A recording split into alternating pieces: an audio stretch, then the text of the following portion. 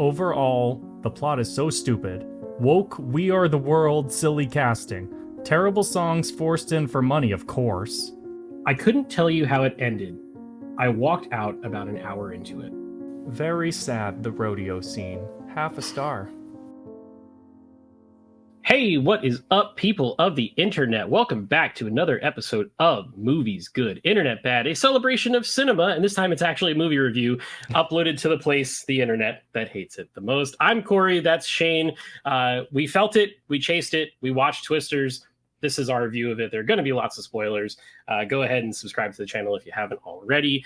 We've tripled our subscriber number in the last week or so, which is awesome. So thank you, everyone there. Shane, how are you today, sir? I'm good. It's raining outside, which is perfect for this review. Nice and stormy. What direction is the wind blowing the wheat? That's I don't know. I can't see wheat from my house, unfortunately. But you live in Texas. I feel like you can. It's somewhere. It is. It's somewhere. Not right outside, but I probably wouldn't have to drive very far. That is a good point. Cool. So for those who don't know, we have not talked about this yet. Shane saw the movie a couple days ago. Yep. I saw the movie a couple hours ago. And we are doing our review now. We haven't shared a single thought with each other because we did that for the Acolyte finale and thought it was a lot of fun. Shane, since you've had some time to digest a little bit, I'm going to let you lead things off with what you thought of the movie. Cory, I want you to go first. Why? I think you should go first. Why? For reasons. Go ahead. No. Okay, fine. I'll go first if you must. I liked it. I thought it was good. I don't think it was quite as good or as charming as the original Twister. But that being said, a large ensemble with a disaster movie, characters that, are for the most part relatable, and, a bona fide movie star in the making and Glenn Powell in the middle. It's a pretty good recipe for success. Is it a perfect movie? Not even close. But thoroughly entertained, and I enjoyed it. So I'll preface this by saying I watched the original Twister right before, and I think you did too, right? I did. Yeah. And I really wanted to watch it to see, do I just hold this movie in high esteem because I was 10 when I first saw it? Or is it legitimately a good, decent movie? And what I came away with the original is that it's a big, dumb action movie, but it's got a pretty competent script. Michael Crichton is not stupid, right? No, the script is actually pretty good, even though it's author. A lot of unrealistic, corny, terrible stuff going on all the time. And I thought that was super interesting because I'm going to contrast it with this movie, which I think had an abysmal script. Really? I think the script was really bad. But luckily, I think Glenn Powell is good enough that he kind of backpacks the movie. I thought it was really bad until he got on screen, and then it was okay, we can get moving now. It's a little bit more charming, and I'm a little bit more on board and entertained. So let me ask you in regards to the script, because I thought that the script was nothing to write home about. I didn't think it was bad. I thought it was just very basic. Is that what you're thinking, or are you thinking it was no? I think it was actually bad. Okay. When you compare the two, so the biggest problem I had with the script was there's a lot of payoff with no setup throughout the entire movie, and I'll give you a very good example of the scene and compare it to the original Twister. Right, so the scene where they're in her old house, and Glenn Powell is we don't measure tornadoes by size or wind speed. We measure them by how much they damage. How long are you going to let this damage you? Which on its face is a good payoff line, right? She's been struggling the whole movie, and then this is her letting go moment. But Glenn Powell has never seen her struggling with that history throughout the whole movie.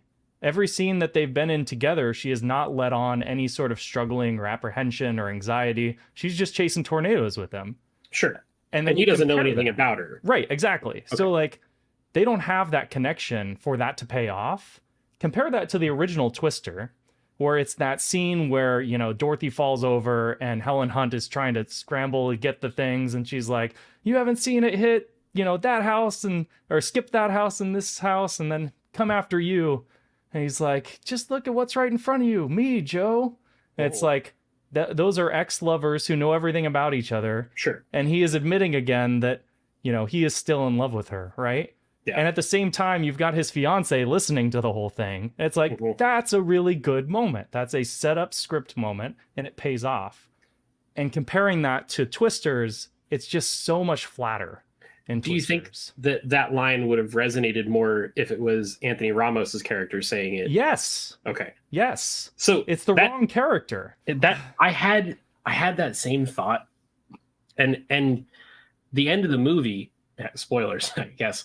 I think I said spoilers already once, but I was kind of hoping that they were going to go in the more platonic route between Glenn Powell's character and Daisy Edgar Jones's character. They don't kiss at the end. Yeah, what's with that though? But they kind of make it seem like he's making the romantic gesture. Why don't they kiss? Get her at the airport. It felt like they didn't really know which direction they wanted it to go. Yes. In, right. So actually, if you look on Twitter, and you probably have not seen this because I've been looking it up since. Yeah. They filmed a kiss scene. Oh, There's really? Behind the scenes footage of people. Yes, they filmed a kiss scene and they did not put it in the movie. Blows my mind. Let hot people kiss again. Come on. Let that happen. Did they not watch Hitman with Glenn Powell? I know. I don't get it. Wow, I do not understand that. Yeah. It felt like the romance aspects of the movie were very half-baked. Yes. It felt like Anthony Ramos's character, Javi, had a maybe like semi for Kate. Yeah, there's like a couple shots where he's like staring at her. And he asked her, like, do you want to come out and hang out after this or whatever? And she was just kind of like, nah, fam, I'm good.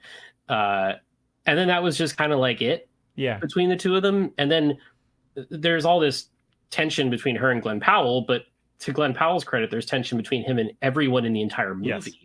So it part of that just didn't necessarily click with me. And I feel like they needed to either say no romance whatsoever or pedal to the metal on the romantic aspect, because part of what makes the original Twister work so well is that romance element between Bill Paxton and Helen Hunt. But I mean, the ending of the original Twister is them kissing in a field while a helicopter zooms out and they circle them. Like, come on. Like, what are we doing here, guys? Go back. Like, let's do that. Do that again. Everyone would be fine with that. Yeah.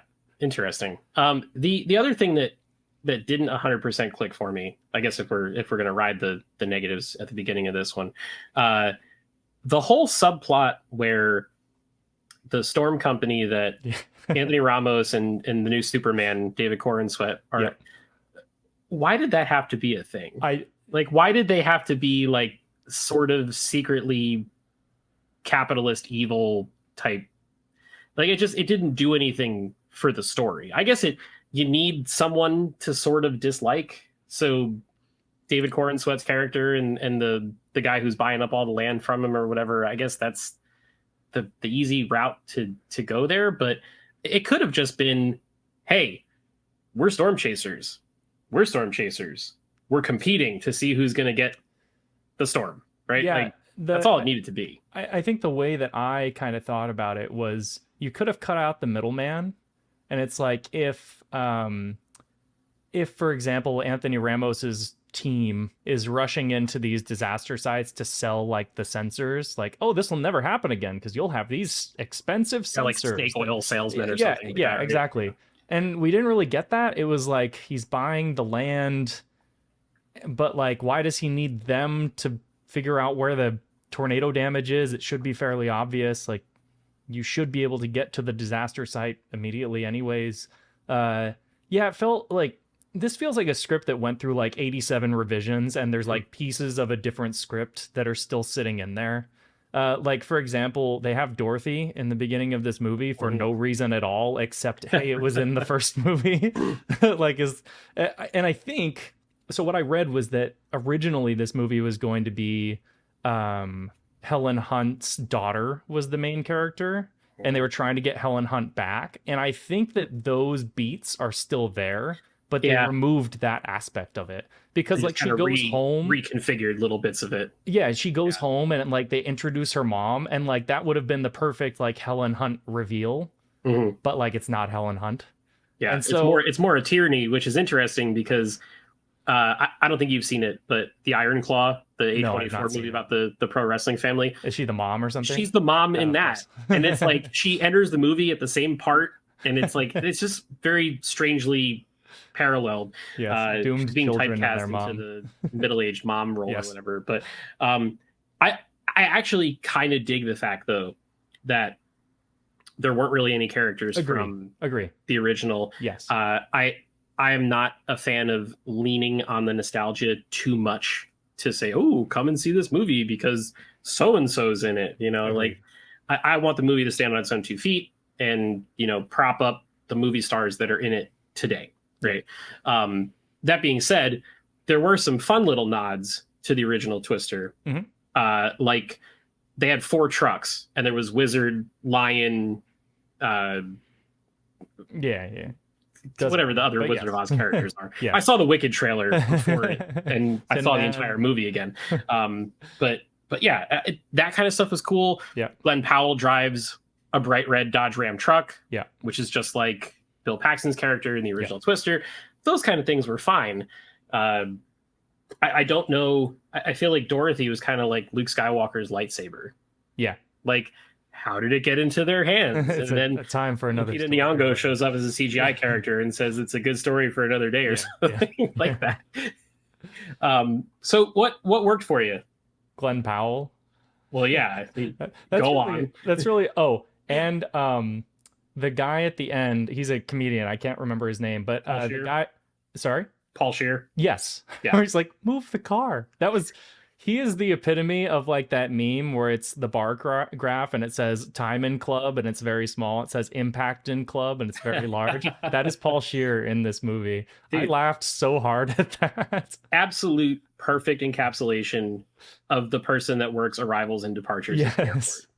Yeah, Like, it was all awesome. he needed was a whistle to be blowing at people, and it would have been absolutely perfect. Yes, I really did like that. So let's talk about Glenn Powell, because I agree with you what you said earlier, where the beginning of the movie starts, and I was expecting it to be a somewhat tragic cold open of sorts, kind of similar to the original Twister, right, where the dad blows away outside of the storm shelter or whatever.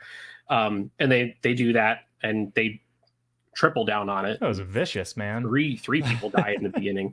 But it felt like the entire movie changed the minute they got to bringing her back from New York Yes. to Oklahoma, and Glenn Powell gets out of that car and he's all smiles and all that. So what about his performance saved this movie for you?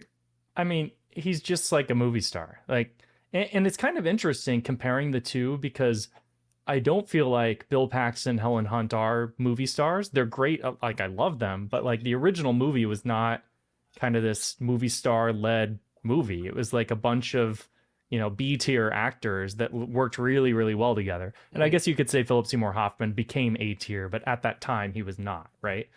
But, comparing it now, it's like, Glenn Powell is playing Glenn Powell. And like he shows up and it's like, that's Glenn Powell. I've seen him in other movies with the same character.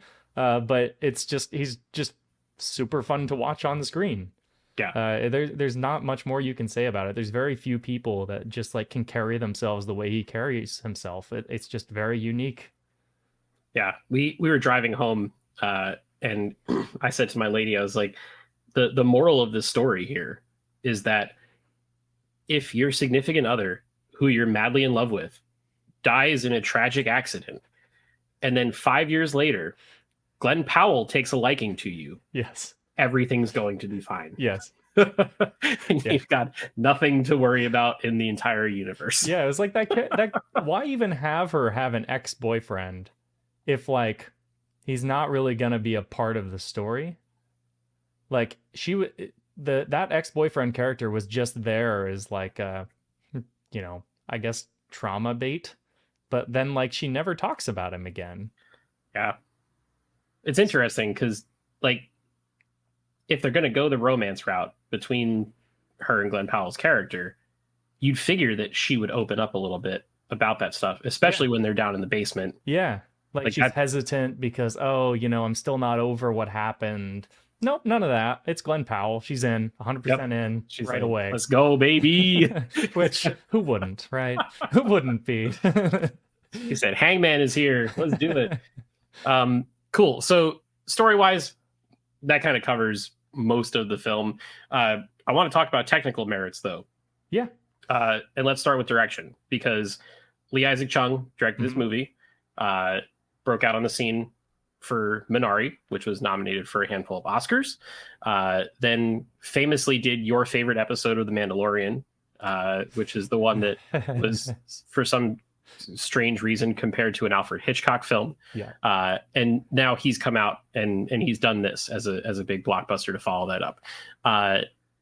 Do you think he's a good director, or do you think the Mando thing is kind of the truth? I think it's somewhere in the middle. I think he's okay and decent at character directing, although I didn't feel like many other performances other than Glenn Powell were that good, so maybe not. But I'm willing to give him the benefit of the doubt because of Minari. But I felt like the action was not very well directed in this movie. And part of the reason why, I think, is you lose so much weight and scariness of the tornado when everything is a big CGI fest. Like, compared to the original movie where, like, they were actually throwing hail on them and, like, Sure, the truck is coming right at them. There was a shot specifically in the very end of this movie with that train or tram car thing. And I was like, that is the most CG looking thing I've ever seen. And it just took out so much of the impact of that, because it's like, oh, there's in front of a green screen. And the same thing with the oil refinery or whatever that goes up in flames. Yeah. Like, it's just like, I get it. How do you up the ante as the movie goes on? But at the same time, it's just like, did we need it? The Avengers are about to show up to put the fire out. Yeah. And I feel like the important part, like, people kind of like miss the point, right? Those disaster scenes are impactful when we care about the characters and there's like character impact to what's happening. So like, I thought the rodeo scene was the best one of all of those that were done. The sad rodeo scene. Of all of those, I thought that one was the best done, because it's Glenn Powell and Daisy Edgar Jones together, and they're like, Glenn Powell's like trying to save the guy, and then like he's trying to scramble out. Like, all of that stuff worked for me. But like the big dumb finale in the movie theater, and then at the end when they're all like, she did it, oh yay, we're great, it's like 5 people got sucked into that tornado right in front of you. The entire city just got destroyed. We're not great. Just watch these people die. Honestly, it kind of reminds me of like the end of Man of Steel or the Avengers or whatever. Yeah. Like, the good guys won, but the entire city's destroyed, and hundreds, if not thousands, of people are dead. But they made like a big to-do about, we got to save all these people throughout the whole movie. And then like, what did you really do? You just told them to go inside. I think they know that. Yeah, they live in Tornado Alley. They probably have an idea as to... Also, can we talk about the fact that in the original Twister, they go to that movie theater and like, they get the tornado warning and then, oh my God, it's there, right? That doesn't work in modern day. Like, you have a radar in your pocket on your phone. Like the rodeo scene, it's like, you're telling me that 2 storm chasers did not know that there was a potential tornado outbreak about to head right for them? It just seems... Yeah, they showed a couple phone alerts, like on screen or whatever. But at that point, it's like, it's already too late. Yeah, there was like a throwaway line where it's like, were you tracking storm cells over here? It's like, why wouldn't they be? There's storm chasers. Even if they're trying to be on like a little cute date or whatever. Yeah. In the back of their brain, they're still thinking about work. You would think, but I don't know. Cinematography, I actually thought was quite good. Yeah, I like the cinematography.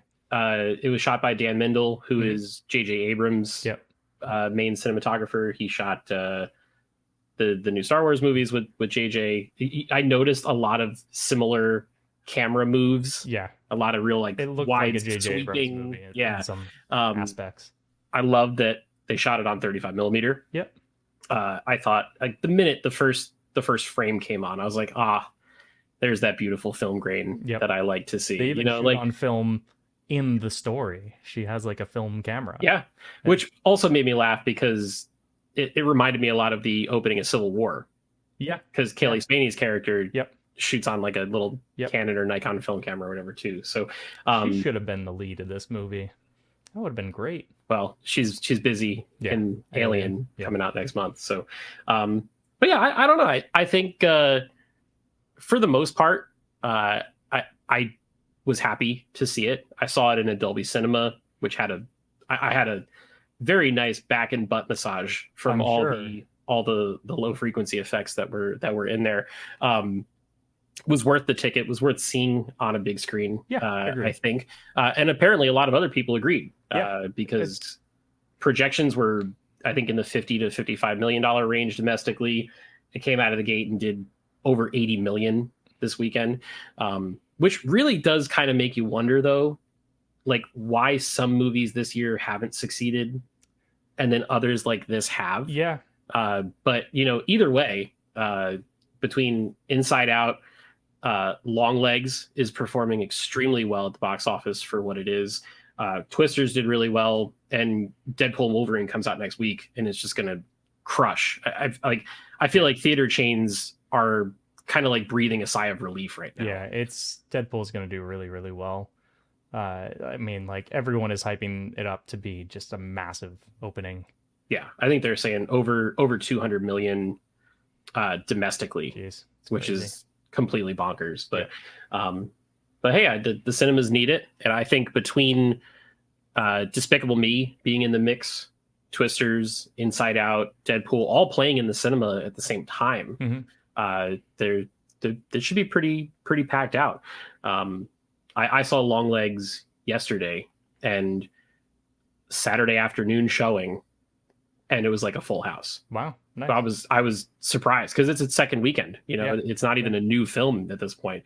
And then Twisters was almost entirely full on a Sunday afternoon too. Mine was completely full. So it's a good time to be a fan of the movies, man. There's some other good stuff coming too. You know, M. Night's concert trap movie looks pretty I got the promising. preview for that before Twisters. Yeah, Alien looks good. Also got the preview for that. Obviously, Deadpool is going to carry the box office for probably the next like 6 to 8 weeks or so, which is pretty awesome. But to wrap up Twisters, put a bow on it. If you had to rank it, out of 10.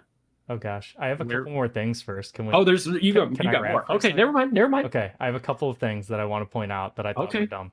Okay, number one was in the beginning of the movie, Anthony Ramos goes to her and he's like, "You got to come back and help me." And she's like, "No," and then I expected like a big moment where she changes her mind. Yeah, and that big moment was him texting her a news story and an audio recording that said it's coming after the people that we love, and she's like, all right, I'm in. Yeah. Why was it so easy? Was that the best that we could write? Was I didn't know about the tornado outbreak, but I work in a weather center. What? A city got destroyed. There are dead people. I guess let's try to make less dead people. Yeah, I don't know why that specifically caused her to change her mind, because like she should know that exists already. I thought it would be more of like a personal call to action, but it was not. Anyways, next one. I felt like Anthony Ramos's character was just spout exposition the entire movie about what's going on, and it got so old. And I also need whatever CarPlay that he has in his truck that's displaying a full 4K 3D image of the tornado sensors and where to put them down as he explains it. Allie and I both looked at each other when that scene was going on like, oh no, they didn't just do that, did they? Look, and he's got investors, okay? Number 3, speaking of the sensors. So they explain that you need 3 sensors around the tornado, right? In the original movie, you needed to be in the path of the tornado because you needed it to suck up the sensors, right? Like that was the whole gist of it. But this is a sensor that just scans it. Yeah. And they explain that you need one on the side, two on the sides, and one in the front in the path of the tornado. Mm-hmm. But a tornado is a circle.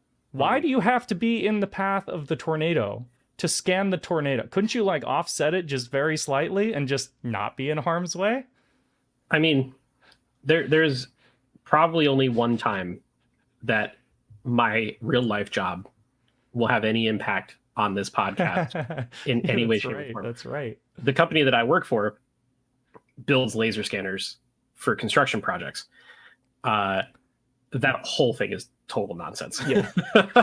in the highest order. Like if you have two, you'd have been fine. Even if you had just one, like the scanners that we make work from hundreds of feet away. Yeah.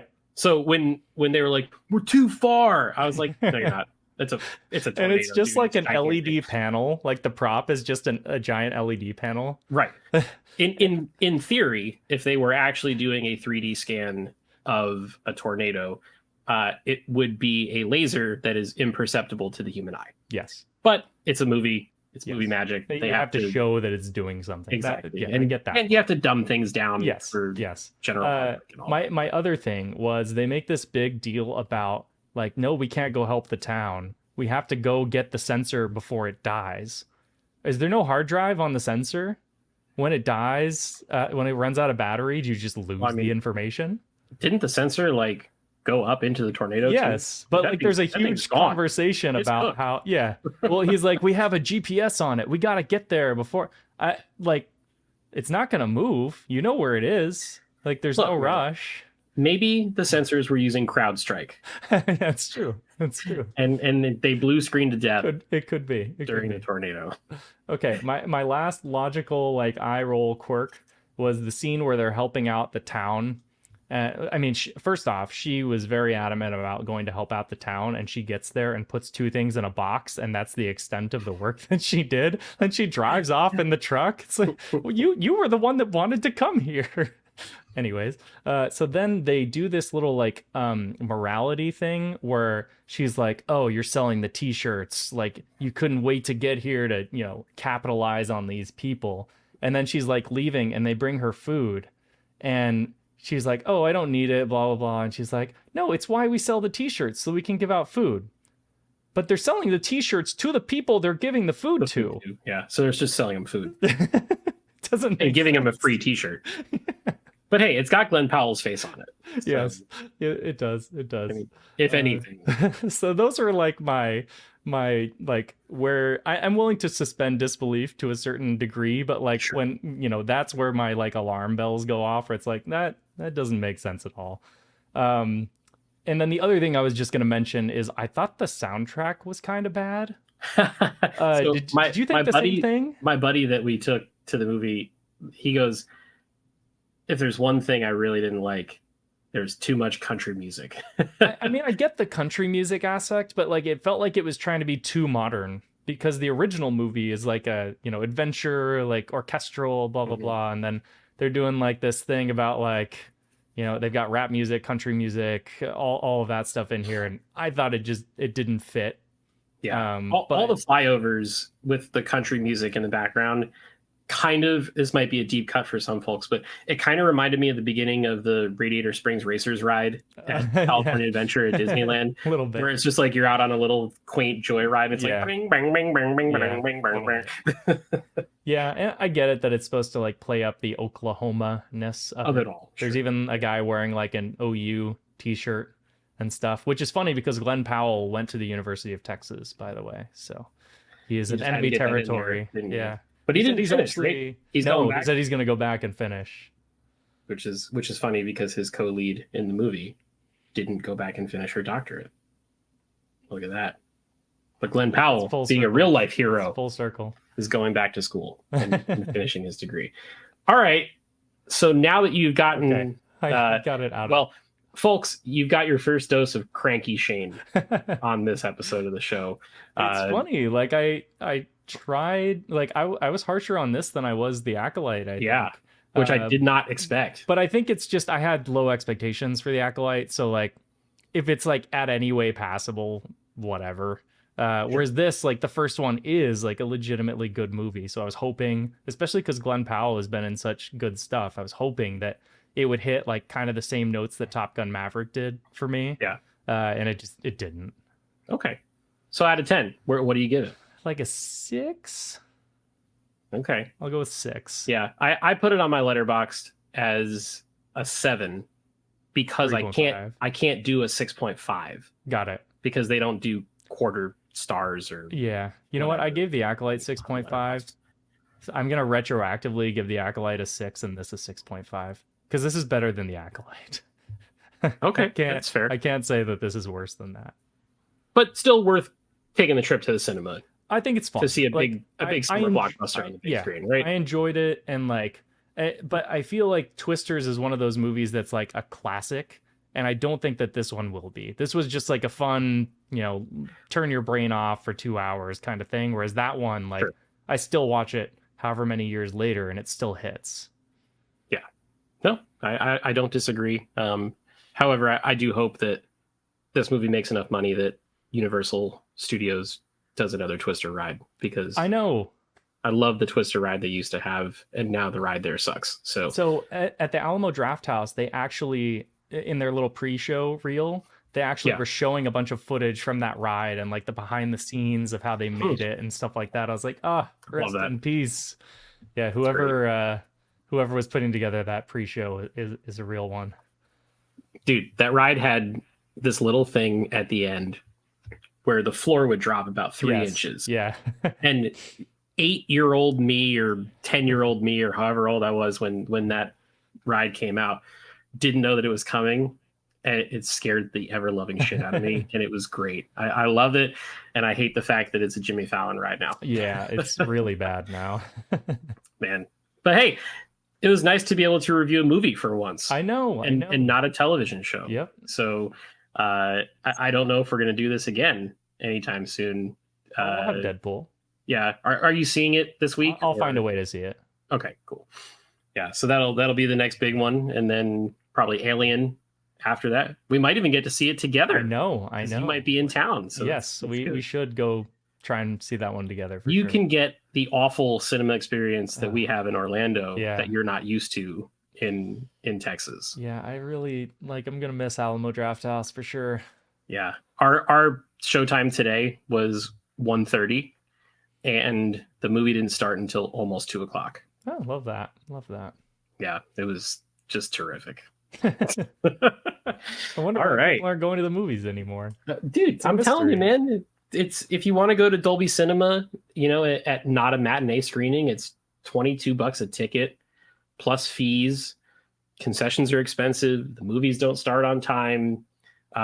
There was something behind the screen today that was making like a weird humming noise. I love that. In quiet scenes. It's just like, all right, man, this is supposed to be one of the best theaters in town, and now this one's got problems too. Let's see how long it takes for them to fix it. But yeah, cinemas.